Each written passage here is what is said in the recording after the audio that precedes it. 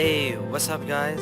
How is it going with the progress? I am Ayub and I hope you are doing well. Today, we are going to see the client-server model from a different angle and take a close look at that. So, what is exactly a client and what do we mean by a server? How does the client-server model works and is there any alternative to that? We will answer all these questions and more. Well, what are we waiting for? Let's dive in. Let's begin with a brief introduction. The web is a service which is built on top of the internet to allow computers to share and exchange data easily and reliably. And when we say data, it can be anything such as images, videos, documents, etc. in any form. And for that, sometimes the web is referred to as a client-server model communication because that's not good enough. It's ideation time.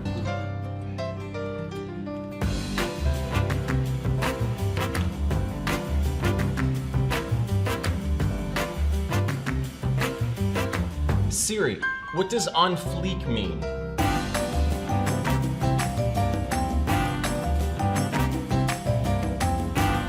Tell us what our customer... I'm not sure whether other people on the tube will be happy, but I look at other people more. I like to observe, have a look at what someone's wearing, imagine what sort of person they'd be. Just try and live in the moment a bit more. That's right, no Facebook, no Twitter, no Instagram, no WhatsApp.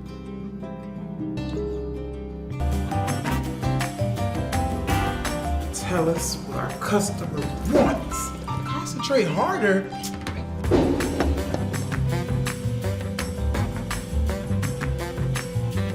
Wait, guys. You know we haven't tried yet? Come on! You can do it, yo! Over the clutch! Come on,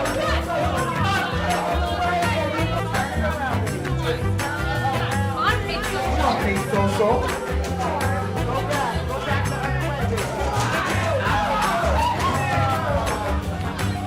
What's up with marketing? I think this is just how they brainstorm. Seems labor intensive. Yep. or I don't know, maybe help. Sometimes you find online support. In this case, these programs are called clients. So what you need to remember is that a client, whether it is a machine or a program, is an appliance and a way to make requests through the web, okay? This is what we mean by a client. A server, on the other side, is a computer program, not a device, a computer program. Here, we want to understand and clarify everything, okay? Because we see people define servers as high-performance computers. Yes, those computers are servers in some extent, but strictly speaking, they are called so because they run programs that serve requests. They run server programs that provide functionality and serve other programs called clients. And also because they run server operating systems. We can run a Windows 10 or a Linux desktop version on a high-performance machine, right? So, they are called servers because they run server programs. A single server can serve multiple clients at the same time, and it runs 24/7 without stopping. This is why we need actually supercomputers to run such programs. Also, we can run multiple servers on a one single machine. And here we are talking about virtual servers. There are several types of servers. Each one serves by doing a specific task. For example, web servers such as Apache serve HTTP requests.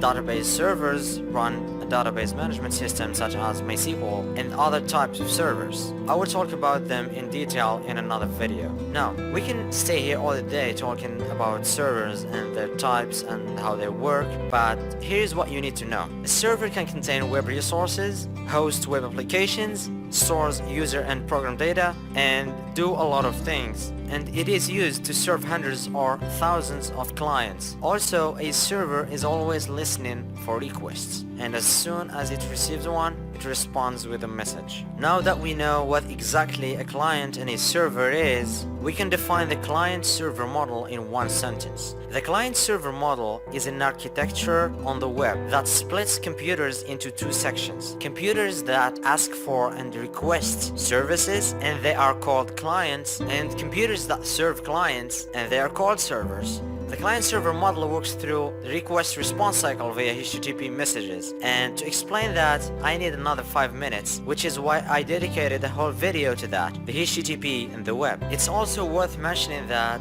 the client-server model is just one way for the computers to communicate via the web, and while this architecture is based on a centralized structure, there is another way to communicate, and it is a decentralized one. It is the opposite of the client-server model, and it is called the peer-to-peer model.